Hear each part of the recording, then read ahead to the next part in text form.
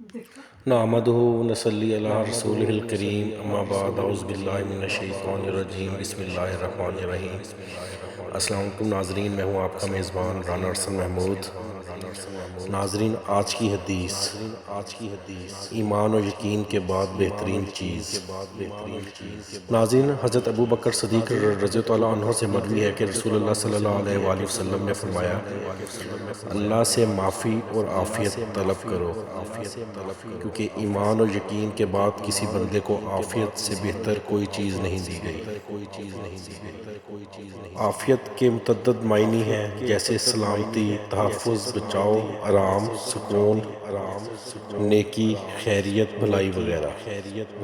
اللہ تبارک تعالیٰ ہمیں اپنے اور اپنے پیارے محبوب نبی اکرم صلی اللہ علیہ وآلہ وسلم کے بتائے ہوئے راستے کے مطابق زندگی گزارنے کی توفیق اور ہدایت دے۔ اللہ تبارک تعالیٰ ہمیں قرآن پاک کے مطابق زندگی گزارنے کی توفیق اور ہدایت دے۔